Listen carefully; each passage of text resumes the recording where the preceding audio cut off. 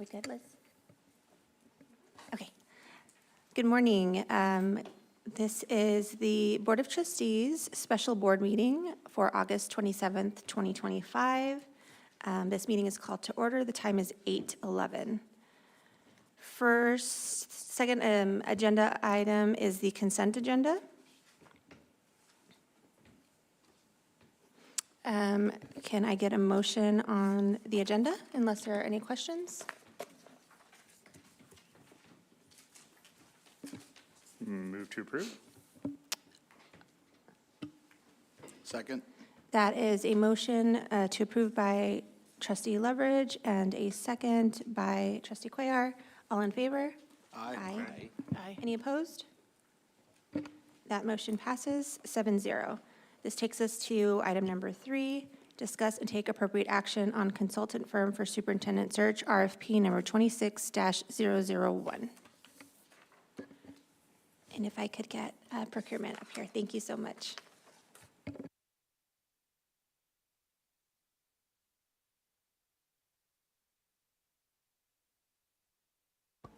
Okay.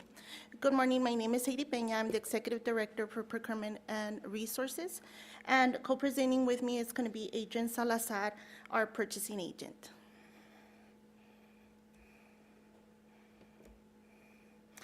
First of all, I want to go ahead and say the purpose of the board update. This meeting is to provide an update of the items related to RFP 26001 that have taken place and future action items.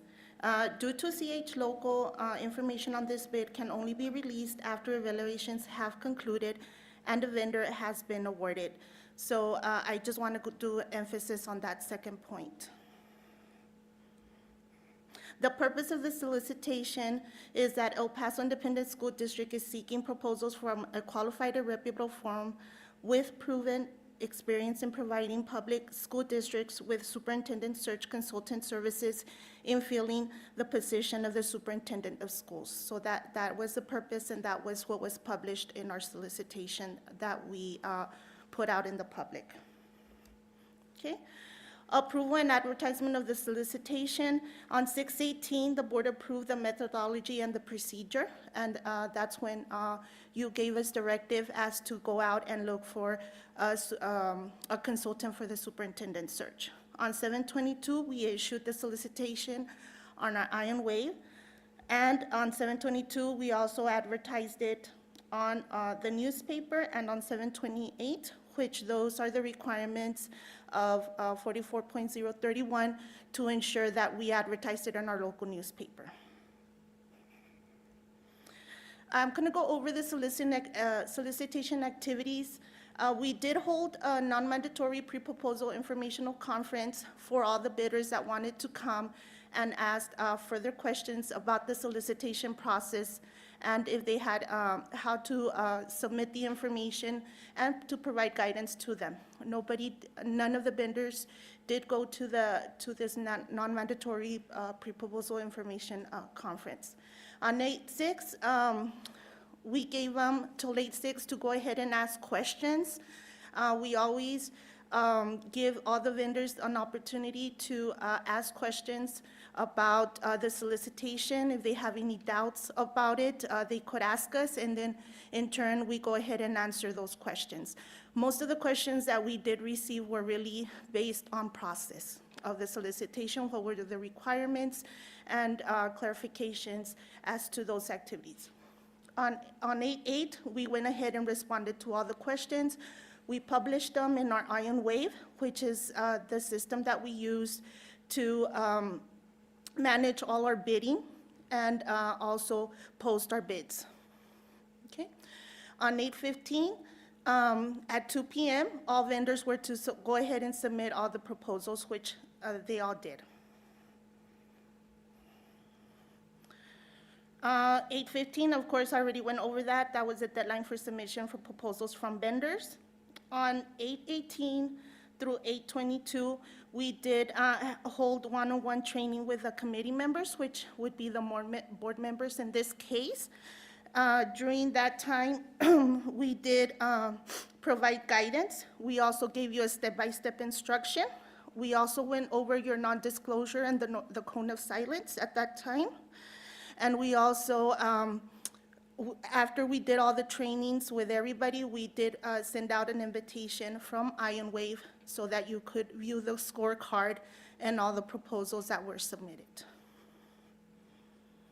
And of course, today, we're having our special board meeting, and we're going to give board updates, and then hopefully on this meeting, you'll go ahead and take action as to what are going to be the next steps going forth. And if you do decide to do interviews, we're hoping that we're going to do it the following week.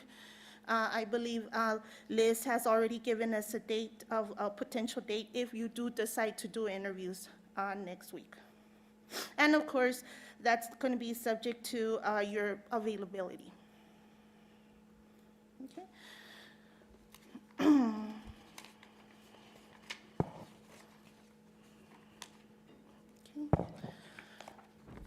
In this solicitation, we did publish a matrix. We did use the matrix as per Education Code 44.031.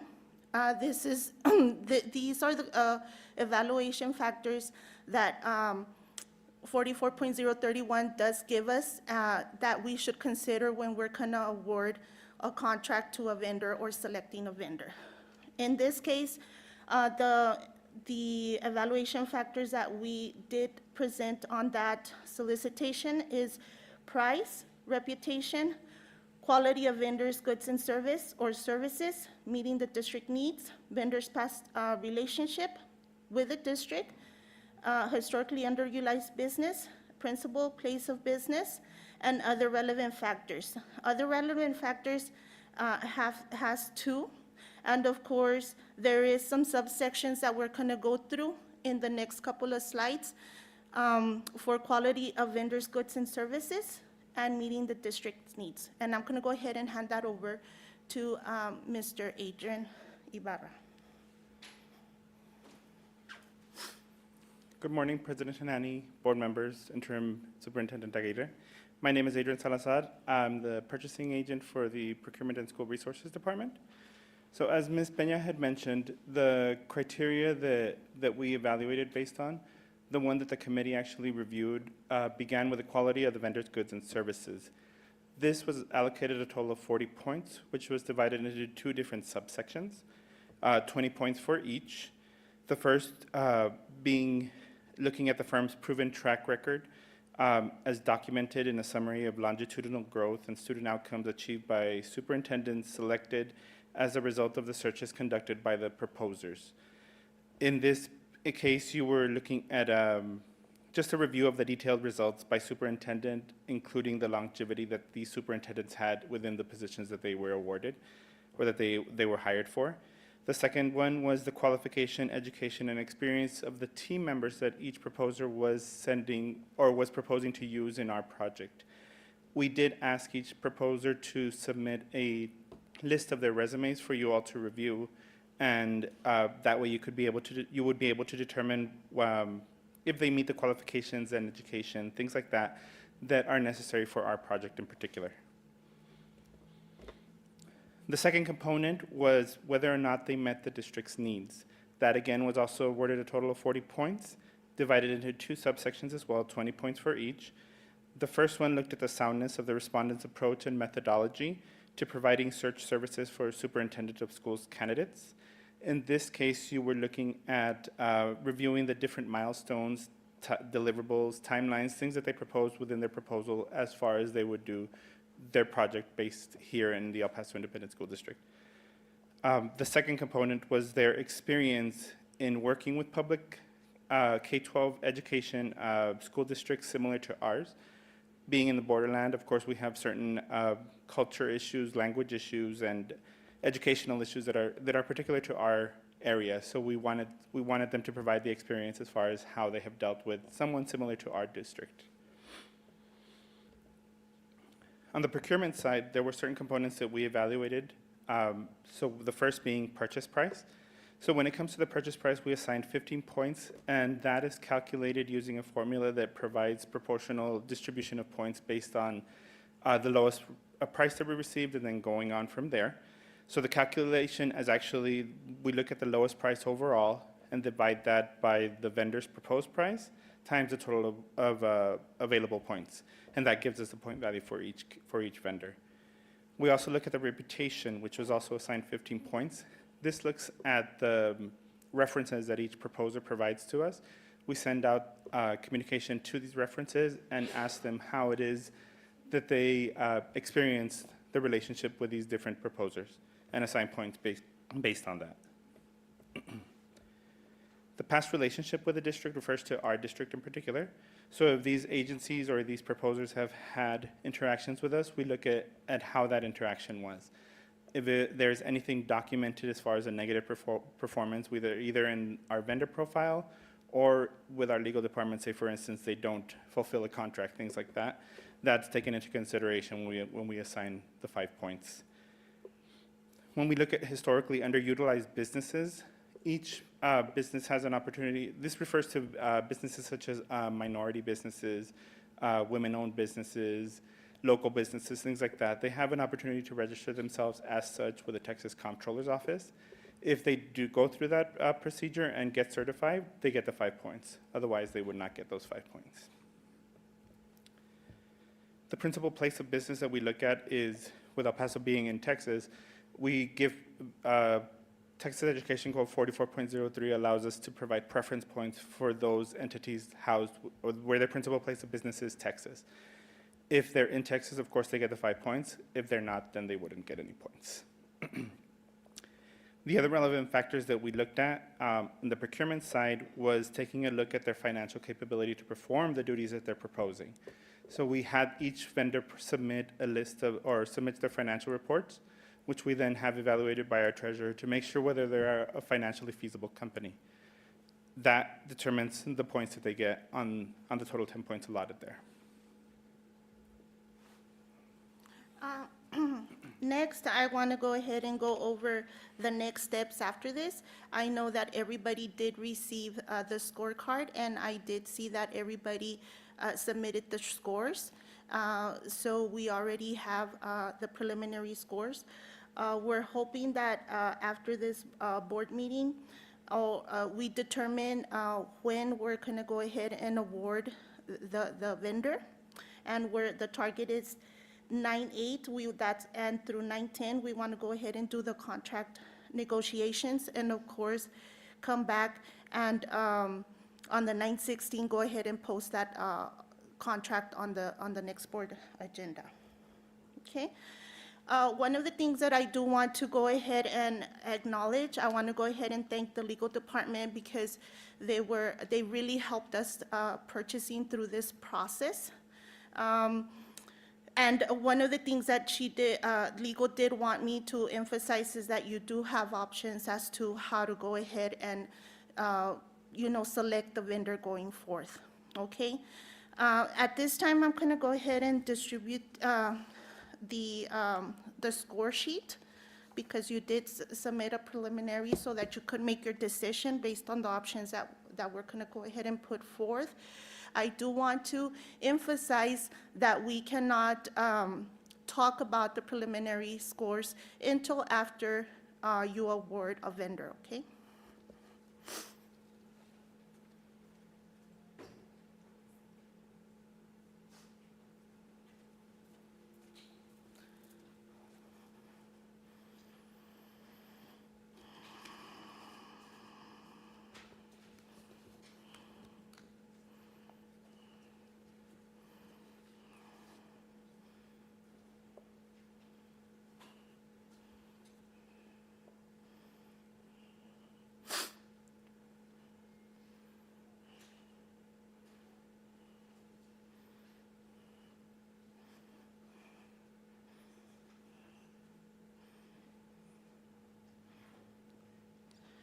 Okay, going on the score sheet, I just want to go ahead and, of course, on the first column is the supplier. The second column is the score. That is an average of scores of all, your scores put together. And of course, then the evaluation factors are listed according to the scorecard, okay? The vendor that's highlighted, that's the highest ranked at this time, okay? The evaluation options right now that we have is you could use the published matrix with the suggested weights, finalized scores, and award with only 135 points. If the vendor desires, the board has the option to bring in vendors for interviews using the published matrix for an additional 40 points. The second option is to use a different matrix with different points and criteria. The third option is to rank the proposals 1, 2, 3, and 4 without a matrix, with or without interviews. Lowest scores will be the highest ranked, okay? Or 4, you do not award any of these vendors, okay? At this time, I do strongly suggest that, and we recommend that you do bring the vendors for interviews, because if you look at the point spread, there is a difference between 11 and 13 points. I'm sorry, I misspoke. It's between 5 and 13 points difference.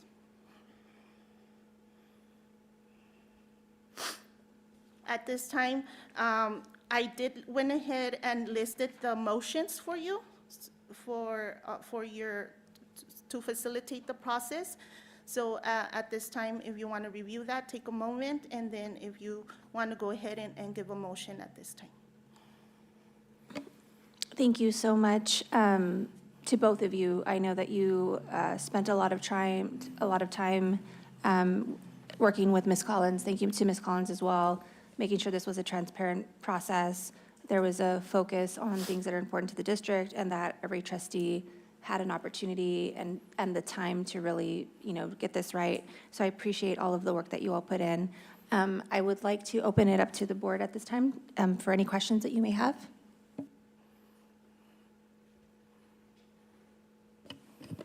Trustee Call? Yeah, at what point during the process do we see the weighted scores from the trustees? At this time, this is the overall. Generally, it's going to be done after you select an option of what you want to do going forward, and after, of course, you award. Oh, I see, Yes. I see. I was reading the report wrong. So Yes. this does include the Yes. the scores from the trustees. Yes. That was a good question. Any other questions? Trustee Leverage? Trustee Call? Yeah, this this question is more for our board president. And the question is, how were the weights decided for the trustees? That was determined by the procurement office. Ms. Benya, if you'd like to talk a little bit about that. Yes, we went ahead and put the solicitation. We worked with the superintendent's office, also Board President Hanani, to establish those points together. You said the superintendent's office? Yes, with the superintendent and with the board president. This is troubling. It's troubling to me that our board president was in the meeting where the weights were determined without the rest of the trustees. Reading the board operating procedures, the only formal duty that the board president has above and beyond, any of the other trustees is really, really limited, and mostly due to, it mostly deals with the timing of meetings, the content of meetings, so on and so forth. I don't see anything in there that spells out the board president's authority to decide weights for procurement. I did not suggest weights at all. I mean, one of the things that I asked was that we made sure that we selected the right firm. I know in the past, there was a heavy emphasis on price, so I asked that to be taken into consideration if that would help us make a better determination about what firm would actually be able to complete the services requested. The only other input that I can remember giving back is that I felt it was very important that the search firm had a documented history of placing superintendents who provided high academic outcomes in their positions as superintendent. So that was a recommendation, or that was just something that I brought to the attention of procurement as something that could be beneficial to the district. And the third thing that I brought up with the district that I thought that would be beneficial to the district was that the firm had a history or a record of being able to serve districts that had similar demographics, again, so that they were able to serve EPISD to the best of their ability. I did ask, and I was very, very careful during this whole process to make sure that we relied on precedent, that I was not doing anything different than any other board president that preceded me, that we were following the same playbook so that I was not outside the scope of my responsibilities as board president in this role going forward. There are certainly different capacity of a board president. And so my request to everybody that I spoke with has been, what was the precedent that was established? I want to make sure that I'm doing that. I'm leaning on precedent and that I'm as transparent as possible because I want to get this right myself. So I thank you for your comments, but I will say that my request during this entire process has been to lean on any established precedent of any of my predecessors in any of these procedures before me. Can you speak to that? Can you show us what the process was that we went through last time versus this time? I was not here in the last time. I was not the executive director, and a lot of the team members that were here at that time were not here for me to really reach out and ask. I know that the suggested weights, Ms. Hanani did give us, the expectations on the weights, and we did set the weights as per that. I know that we wanted to make sure that price was not going to be the number one factor, but and we wanted to emphasize more of the scope of work and of course, make sure that what is being evaluated is basically what we want of this service, which we want an experienced and proven consultant. Ms. Aguirre? Ms. Peña, can you kind of go through that process on how we develop an RFP and what input is from the requester that's requesting, the details? What is that process, or what conversations do you hold when developing an RFP, and just to kind of understand how the reason and the purpose of meeting with Ms. Hanani to understand the scope? Yes, of course. So we always, when we start developing the scope of work, we do lean on the subject matter experts, which would be the department that has asked us to put out the solicitation. We do use a basis, which last time we used the base that we used, the solicitation from last time. We go ahead and help them develop all the scores. We also suggest what type, what would be a good area as to what point system to use in their evaluation factors. We also look over the specifications to make sure that everything aligns and that what we're asking in that solicitation will give us the final outcome. Okay, but we do lean on the department or the requester for the solicitation to ensure that everything that we're going to publish and put out to the public is correct. In this case, because it is part of the board, we also went ahead and forwarded the solicitation to our legal department to make sure that any legalities are reviewed, and also they will give us guidance and consultation if something that is there is not supposed to be there. So And that's the way we start to develop the solicitation. Once the solicitation is completed, ready to be published, we do ask the department to review all the specifications and make sure that everything's correct within the solicitation.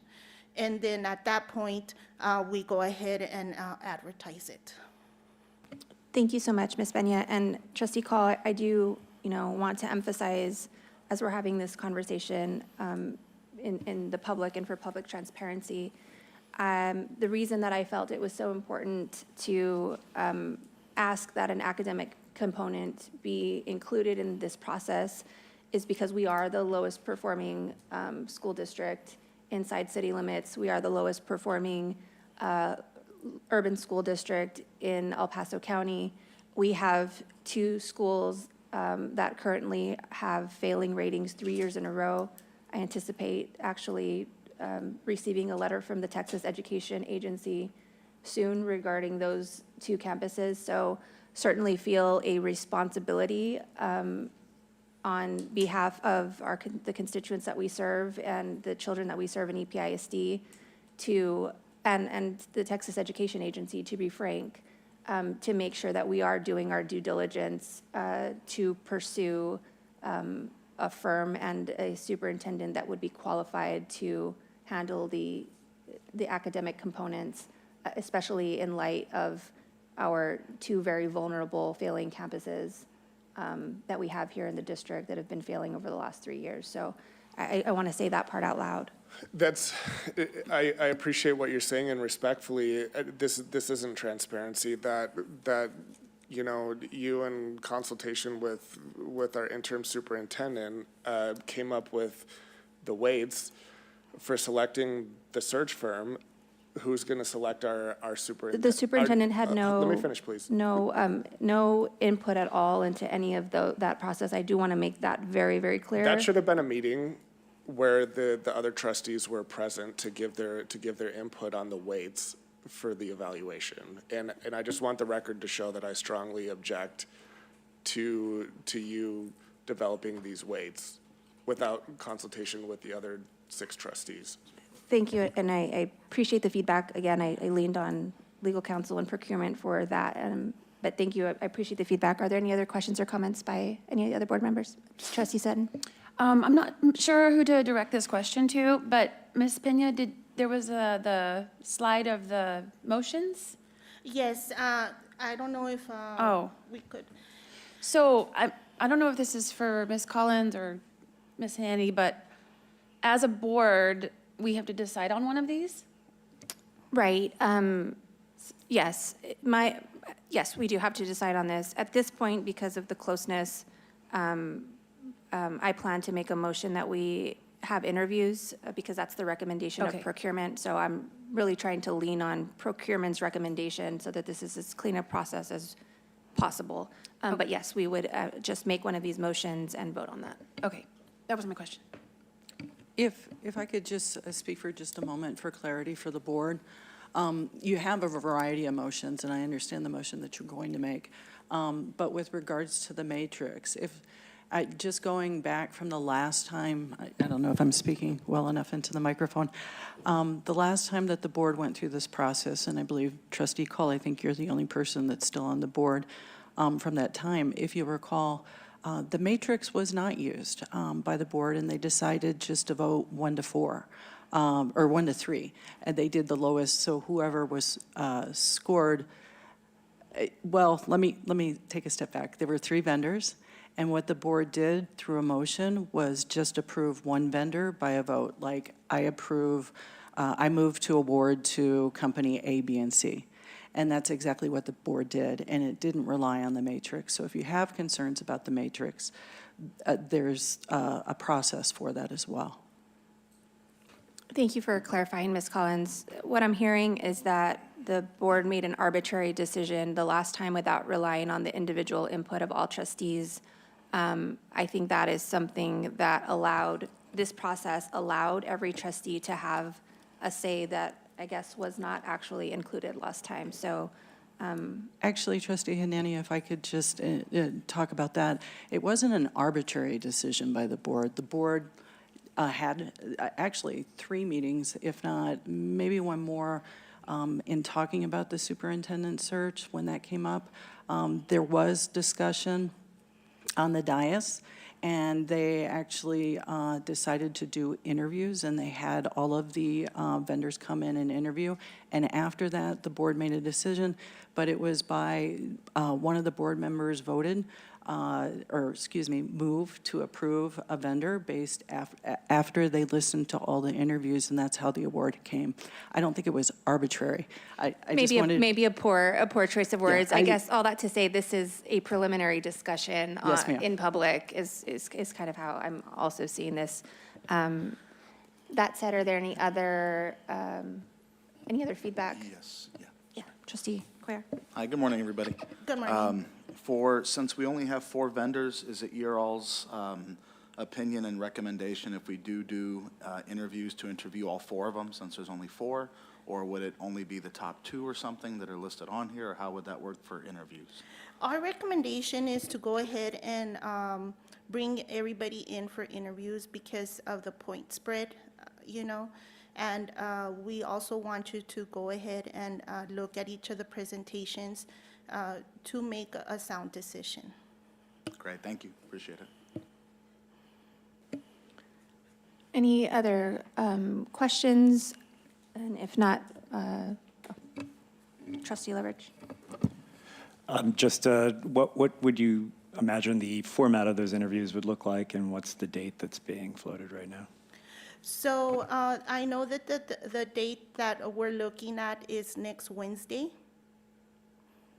I didn't catch the other part of your question, Dr. What Rich. would the format of those interviews be? How much time would they have? What would the nature of the, So what who we're develops the questions and all the rest? Yeah, yes, that's actually because it's part of the competitive process. That's something that we really could not disclose because we don't want to give any of the vendors a competitive advantage.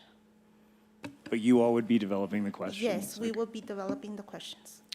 And actually, Trustee Leverage, just to be clear, the purchasing department can ask for questions from the board to be submitted, that they could consider those questions, but they just have to be in a fair manner, that every vendor is given the opportunity to answer the same questions, and that they're given the same time to either make a presentation, to make a presentation to the board and to answer questions.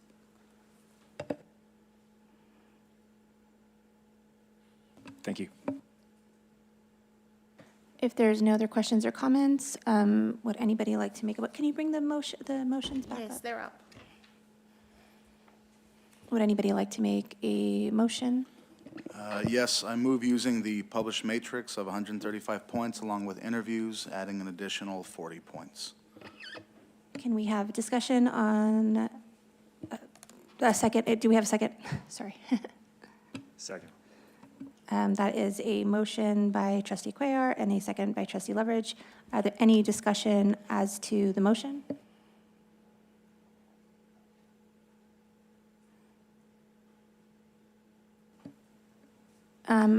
That being said, let's do a roll call vote. Trustee Sutton? Yes. Trustee Osterland? Yes. Trustee Leverage? Yes. Trustee Cuellar? Yes. Trustee Beals? Yes. And Trustee Call. No. That is a yes from me. That motion passes 6-1. Can you give us just sort of the process for how the board would be notified, next steps, et cetera? I have also one question for legal, because this would be after September 1st. Do the interviews have to take place after 5?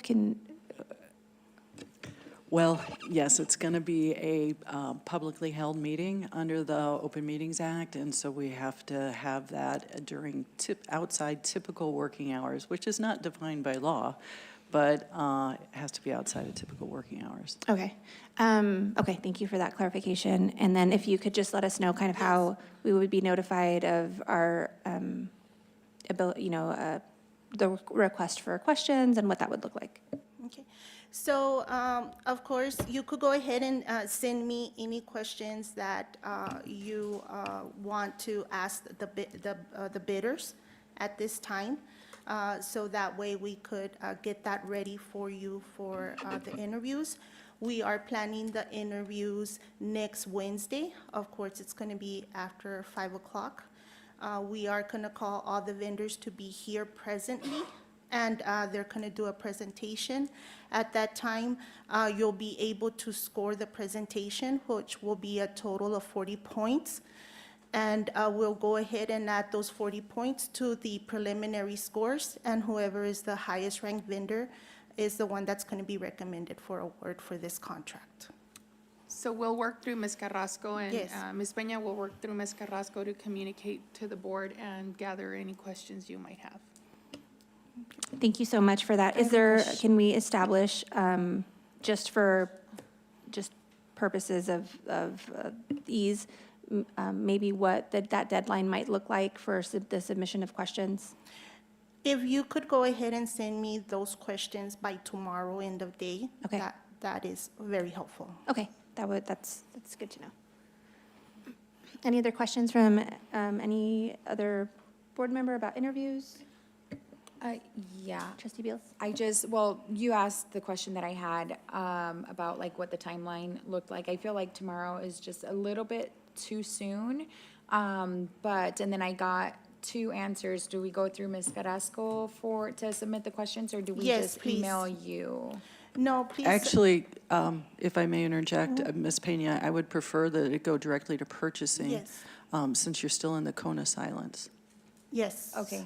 And then the date, I would, if you could do it by Friday, would Friday work for you? Or Yes. even Monday at the latest, because they would need to be compiled, look for That's perfect. repetition and all of that. Yes, I think that that's a little bit more doable. That way we could just focus on, or think about it a little bit more. Okay. Not so rushed.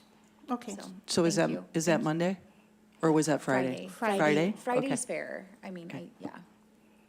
Yeah, thank you. Thank you, Trustee Beals. Any other questions about interviews or?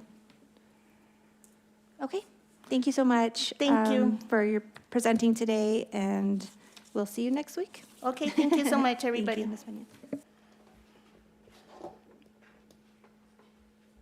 And that takes us to item number 4, which is adjournment. This meeting is adjourned at 8:49 a.m.